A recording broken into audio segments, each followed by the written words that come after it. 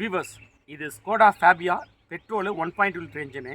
இந்த வண்டியில் உள்ள கஸ்டமர் கம்ப்ளைண்ட் ரொம்ப வித்தியாசமான கஸ்டமர் கம்ப்ளைண்ட்டு. என்ன சொல்கிறாருன்னா, காலையில் ஆனால் ஸ்டார்ட் ஆக மாட்டேங்குது அப்படிங்கிறாரு. அப்போ எப்போ தான் ஸ்டார்ட் ஆகுதுன்னு கேட்டுனா மதியத்துக்கு மேலே தான் சார் ஸ்டார்ட் ஆகுது அப்படிங்கிறாரு. இப்போ முதல்ல கஸ்டமர் கம்ப்ளைண்ட்டை நம்ம முழுசாக புரிஞ்சுக்கலாம், அந்த கார்லேருந்து ஃபிசிக்கலாக நம்ம தெரிஞ்சுக்கலாம். சரி, நேற்று ஒரு 5 மணிக்காக ஸ்டார்ட் பண்ணியிருந்தோம்.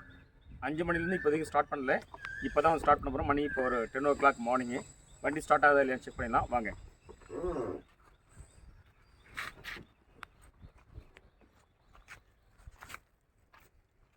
வண்டி ஸ்டார்ட் ஆகுதா செக் பண்ணிடலாம். வண்டி ஸ்டார்ட் ஆகிடுச்சு, ஸ்டார்ட் ஆகி ஆஃப் ஆகிடுச்சு. ஆனால் என்னென்னா, இங்கே இக்னிஷன் ஆன் ஆகலை. இப்போ கம்ப்ளீட்டாக இக்னிஷன் ஆன் பண்ணிடுறேன். இக்னிஷன் ஆன் பண்ணிட்டேன். இப்போ எல்லா வார்னிங் இண்டிகேஷன் இங்கே வரணும். பாருங்கள், எந்த வார்னிங் இண்டிகேஷன்ஸ் வரல. இங்கே இந்த ஸ்க்ரீன்லேயும் எதுவுமே வரல. சரியா, இப்போ நான் ஸ்டார்ட் பண்ணுறேன். ஸ்டார்ட் ஆகுதான் பார்ப்போம். ஸ்டார்ட் ஆகி ஆஃப் ஆகுது. கஸ்டமர் இதை தான் சொல்கிறாரு, வண்டி காலையில் ஆனால் ஸ்டார்ட் ஆக மாட்டேங்குது சார், மணி 1 மணி ஆனதுக்கு அப்புறம் ஸ்டார்ட் ஆகுது அப்படிங்கிறாரு. டைம் பேஸ் பண்ணி வண்டி ஸ்டார்ட் ஆகுமான்னு கேட்டினா அந்த மாதிரி ஆகிறதுக்கான வாய்ப்பு இல்லை. இப்போ நமக்குமே வந்து பார்த்தீங்கன்னா 1 மணி ஆனால் தான் ஸ்டார்ட் ஆகுமான்னு தெரியல. இதுக்கிடையில் நம்ம கார் ஸ்கேன் பண்ணி பார்க்கலாம். கார் ஸ்கேன் ஆகுதான்னு பார்த்தோம் ஃபஸ்ட்டு. சரியா, இப்போ நம்ம கார் ஸ்கேன் பண்ணிட்டோம். ஸ்கேன் பண்ணினதில் நிறைய எரர் கோடு இருக்குது. அதில் ரொம்ப முக்கியமாக பார்த்தீங்கன்னா, இந்த வண்டியில் இசிஎம்மும் இன்ஸ்ட்ருமெண்ட் கிளஸ்டரும் நாட் எக்யூப்டு வருது, ஸ்கேனே ஆகலை. மற்றது இல்லையாச்சும் ஸ்கேன் பண்ணி எரர் கோடு வருது. இது ரெண்டும் ஸ்கேனே ஆக மாட்டேங்குது. I show you. இங்கே பாருங்கள், இந்த வண்டியை நான் கம்ப்ளீட்டாக காரை ஸ்கேன் பண்ணிட்டேன். ஸ்கேன் பண்ணினதில் பிரேக் எலக்ட்ரானிக்ஸில் 2 டிடிசி கோடு இருக்குது. எலக்ட்ரானிக்ஸ் அண்ட் எலக்ட்ரிக்கில் ஒரு எரர் கோடு இருக்குது. ஏர் பேக்கில் 2 எரர் கோடு இருக்குது. டேட்டா பஸ் ஓபிடியில் 2 எரர் கோடு இருக்குது. பவர் ஸ்டேரிங்கில் ஒரு எரர் கோடு இருக்குது. ஆனால் இதில் இசிஎம் இன்ஸ்ட்ருமெண்ட் கிளஸ்டர்னு ஸ்கேனே ஆகலை. அது என்ன வருது, நாட் எக்யூப்னு வந்துச்சு. இங்கே பாருங்கள், என்ஜின் எலக்ட்ரானிக்ஸு நாட் எக்யூப்னு வந்திருக்கு பாருங்கள். அதே மாதிரி இன்ஸ்ட்ருமெண்ட் கிளஸ்டரும் நாட் எக்யூப்னு வந்திருக்கு. இதுதான் ரூட் காசு. இது ரெண்டும் நாட் எக்யூப்னு வந்ததுனால தான் இங்கே இக்னிஷன் ஆன் ஆக மாட்டேங்குது. இப்போ இக்னிஷன் ஆனில் தான் இருக்குது. கீ வந்து ஆனில் தான் வச்சுருக்கேன். சரிங்களா, பாருங்கள், ஆஃப் பண்ணிவிட்டு 2 ஸ்டெப்பு இக்னிஷன் ஆனே பண்ணிட்டேன். ஆனாலுமே இங்கே இன்ஸ்ட்ருமெண்ட் கிளஸ்டரே ஆன் ஆகலை.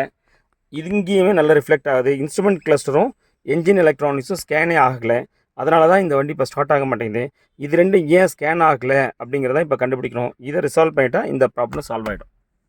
சரியா வியூவர்ஸ், உங்களுக்கு வரக்கூடிய அதே டவுட் எனக்குமே வருது. என்ன டவுட்னா, சரி இது ரெண்டும் வந்து இப்போ ஸ்கேன் ஆகலை, இன்ஸ்ட்ருமெண்ட் கிளஸ்டரும் என்ஜின் எலக்ட்ரானிக்ஸும் ஸ்கேன் ஆகலை, அதனால் வண்டி ஸ்டார்ட் ஆகலைங்கிறது புரிஞ்சுக்க முடியுது சார்.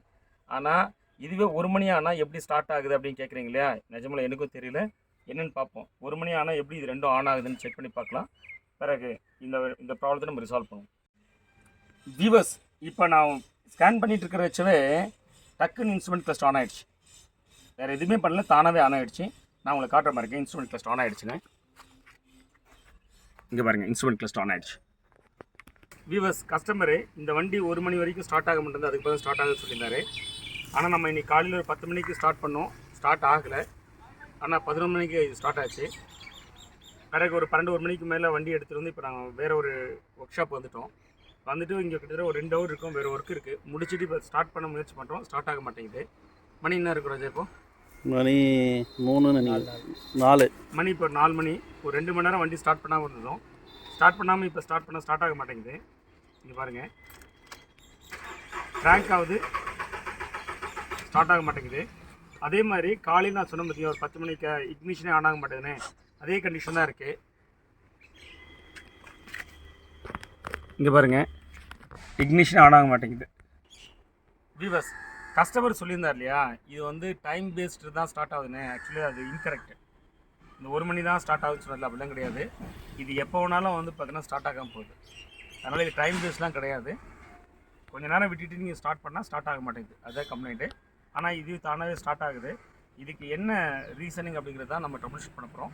ஃபஸ்ட்டு ஒன்று ப்ரூவ் பண்ணிட்டோம், இது டைம் பேஸ் கிடையாது. கஸ்டமர் சொன்னேன் 1 மணிக்கு ஸ்டார்ட் ஆகும், அதுக்கு முன்னாடி ஸ்டார்ட் ஆகாதுங்கிறதுலாம் இன்கரெக்டான இன்ஃபர்மேஷன். அதாவது அவர் தப்பு போய் சொல்கிறான்னு அர்த்தம் இல்லை, அவர் எடுத்த டேட்டா வந்து சரியான டேட்டா கிடையாது. இப்போ நம்ம எடுத்த டேட்டா பிரகாரம் பார்த்தீங்கன்னா இந்த வண்டி வந்து கொஞ்சம் நேரம் நீங்கள் வண்டி விட்டு வச்சுருந்தீங்கன்னா கொஞ்ச நேரம் வச்சு ஸ்டார்ட் பண்ணால் ஸ்டார்ட் ஆகாது.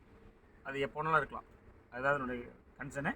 அதுலேயுமே வண்டி ஸ்டார்ட் ஆகலை சொல்கிறத விட இக்னிஷன் ஆன் ஆக மாட்டேங்கிறது தான் கம்ப்ளைண்ட் ஆக்சுவலி. அதேமாதிரி இதை ஸ்கேன் பண்ணி பார்த்ததில் மார்னிங் ஸ்கேன் பண்ணி பார்த்ததே தெரிஞ்சது இதில் இம்மோபிளைசர் இஷ்யூ தான் இருக்குது. இம்மோபிளைசர் ப்ராப்ளம் ஏன் வருது அப்படின்னா இந்த இன்ஸ்ட்ருமெண்ட் கிளஸ்டர் ஆன் ஆகாதனால தான் இம்மோபிளைசர் ப்ராப்ளம் வருது. ஸோ ப்ராப்ளம் வந்து இன்ஸ்ட்ருமெண்ட் கிளஸ்டர் ஆன் ஆக மாட்டேன் தான் ப்ராப்ளம். இன்ஸ்ட்ருமெண்ட் கிளஸ்டர் ஆன் ஆகாததுக்கு காரணம் இன்ஸ்ட்ருமெண்ட்டாக இல்லை இன்ஸ்ட்ருமெண்ட்டுக்கு சப்ளை பண்ணக்கூடிய ஃபியூஸ் அண்ட் ரிலேஸ் அண்ட் ஒயரிங் சர்க்யூட்டா அப்படிங்கிறது தெரியல. இந்த ஃபியூஸ் ரிலேலாம் இங்கே தான் இருக்கும். இது பாருங்கள், ஃபியூஸ்லாம் இங்கே தான் இருக்குது.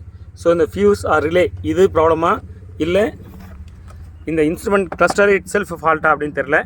அதுலேயும் ஒரு விஷயம் என்ன கேட்டால் இது வந்து பர்மனெண்ட்டாக இருக்கிறதில்ல, கொஞ்ச நேரம் ஆனதுக்கப்புறம் வந்துடுது. சரிங்களா? ஸோ இதுதான் வந்து பார்த்தீங்கன்னா சேலஞ்சு. சில டைம் ஒயரிங் சர்க்யூட் ரிலே இருந்தாலும் கூட இந்த மாதிரி வரும். இன்ஸ்ட்ருமெண்ட் கிளஸ்டரில் ப்ராப்ளம் இருந்தாலும் இந்த மாதிரி பிரச்சனை வரலாம். ஸோ இதுதான் நம்ம ட்ரபிள் ஷூட் பண்ண போகிறோம். இந்த இன்ஸ்ட்ருமெண்ட் கிளஸ்டரை நம்ம டெஸ்ட் பெஞ்சில் வச்சு செக் பண்ணுறாச்சு, நல்லா கிளியராக தெரிஞ்சிருச்சு. இன்ஸ்ட்ருமெண்ட் கிளஸ்டர் தான் ஃபால்ட்டு. இங்கே பாருங்கள்,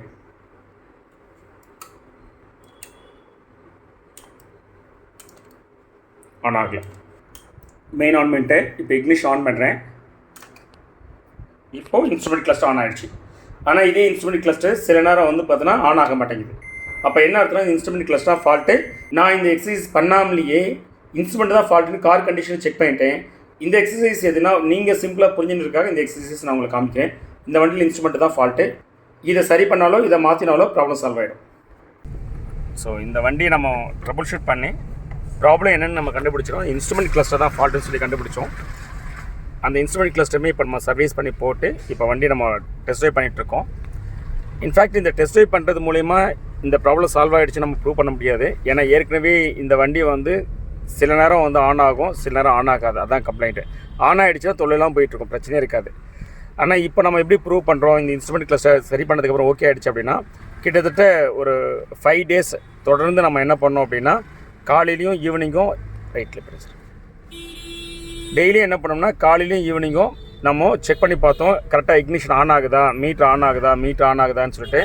ஸோ டெய்லியும் நம்ம செக் பண்ணி பார்த்ததில் டெய்லியுமே மீட்டர் ஆன் ஆகிடுச்சு. இப்போ கஸ்டமர்கிட்ட கேட்கலாம், பொதுவாக இதுக்கு முன்னாடி வந்து பார்த்தோன்னா எவ்வளோ ஹவர்ஸ் இல்லை எவ்வளோ நாளுக்கு ஒரு டைம் வந்து பார்த்தோன்னா கண்டிப்பாக இது வண்டி ஆனே ஆகாது, ஸ்டார்ட்டே ஆகாது அப்படிங்கிற கம்ப்ளைண்ட் இருந்துன்னு சொல்லுவோம். ஸோ தட் அதுலேருந்து நம்ம முடிவு பண்ணுவோம் இந்த ப்ராப்ளம் சால்வ் ஆகிடுச்சாருங்கிறது. நீங்கள் இப்போ எங்கிட்ட கொடுக்கும்போது அட்லீஸ்ட் ஒன்ஸ் இன் டே வச்சு ஸ்டார்ட் ஆன் ஆகாது. ஆமாம், கரெக்டுங்களா? 3 நாளைக்கு ஒரு ஆயிடுச்சு கடைசியாக 3 days ஒன்ஸ் தான் ஆன் ஆகிற மாதிரி இருக்குது. ஓ, 3 days ஒன்ஸ் தான் ஆன் ஆகும். அந்த மாதிரி தான் இருக்குது. ஓகே, கிட்டத்தட்ட வந்து பார்த்தோன்னா ஒரு 48 ஒரு 72 மணி நேரம் ஆனே ஆகாது என்ன பண்ணாலும். அப்படி தான் இருந்துச்சு. ஆனால் இப்போ நம்ம கிட்டத்தட்ட வந்து பார்த்தோன்னா நம்ம சர்வீஸ் பண்ணி போட்டு ஒரு 4 நாள் கிட்ட ஆகிடுச்சு. 4 நாளுமே வந்து காலையில் ஈவினிங் நம்ம ஆன் பண்ணி பார்த்தோம். எல்லா நேரமும் வந்து பார்க்கனா பக்கவாக ஆன் ஆகிடுச்சு. ஸோ இதை பேஸ் பண்ணி தான் நம்ம கஸ்டமர்கிட்ட இப்போ ஹேண்ட் ஓவர் பண்ணுறோம் கார் வந்து ஒசூர்லேருந்து வந்தது. அதனால தான் நம்ம வந்து யோசிச்சு 4 நாள் வச்சுருந்தோம். இல்லாட்டி ஒரு அன்றைக்கி 2 நாளே அமைச்சிருப்போம். ஸோ ப்ராப்ளம் சால்வ் ஆகிடுச்சு. சார் உங்களோட வியூ எதாக இருந்தால் சொல்லுங்கள், நான் என்ன வேறு என்ன சப்போர்ட் பண்ணணும்னு சொல்லுங்கள். இல்லை சார், எப்படி சொல்லுன்னு தெரியல. நான் அங்கேருந்து வந்திருக்கேன். எனக்கு பொறுமையாக எப்போ ஃபோன் பண்ணாலும் செஞ்சாலும் கரெக்டாக ரிப்ளை பண்ணி இது பண்ணி கொடுத்துருக்கீங்க. அதுவே பெரிய விஷயம். Sir if you don't mind can I take your feedback? Okay. Viewers, இந்த வண்டியோட ஓனர் வந்து பார்த்தோன்னா சார் தான். ஹாய். இந்த கார் கிட்டத்தட்ட வந்து பார்த்தோன்னா 15 நாள் ஆகிடுச்சுங்களா கொடுத்து? 21 days ஆகிடுச்சு.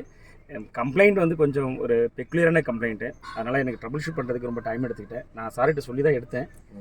ஆனால் இப்போ இந்த ப்ராப்ளம் ட்ரபிள் ஷூட் பண்ணி முடிஞ்சதுக்கப்புறமே கூட இந்த ப்ராப்ளம் சரியாயிடுச்சான்னு செக் பண்ணுறதுக்கு அது கிட்டத்தட்ட ஒரு 5-6 days ஆகிடுச்சு. ஸோ இன்றைக்கி கார் வந்து எடுத்துகிட்டு போய் வந்திருக்காரு. சார் உங்களோட ஃபீட்பேக் சொல்லுங்கள். சென்னை கார்டெக் எப்படி நீங்கள் ஃபீல் பண்ணுறீங்க, உங்களோட எக்ஸ்பீரியன்ஸ் எப்படி இருக்குது? ஆக்சுவலாக நான் ஒசூரில் ஒரு 2-3 இடத்துல ட்ரைவ் பண்ணேன். ஓகே. இத்தனைக்கும் அதெல்லாம் பெரிய பெரிய சர்வீஸ் சென்டர், அவங்களாலே அதை பண்ணவே முடியல. அவங்க சொன்ன ஃபீட்பேக் எல்லாம் நீங்கள் கார்டை ரிட்டர்ன் கொடுத்துருங்க, இல்லை விற்றுருங்க, இது பண்ணவே முடியாது. நான் ஆசைப்பட்டு தேடி பிடிச்சி எடுத்தேன். அதுக்கப்புறம் நம்ம யூடியூப்பில் வீடியோஸ் எல்லாம் பார்த்து அதுக்கப்புறம் தான் அவங்ககிட்ட வந்தேன். நீங்கள் அவங்ககிட்ட வரும்போது தான் எனக்கு ஒரு சரியாயிரும் அப்படின்னு ஒரு நம்பிக்கை வந்தது.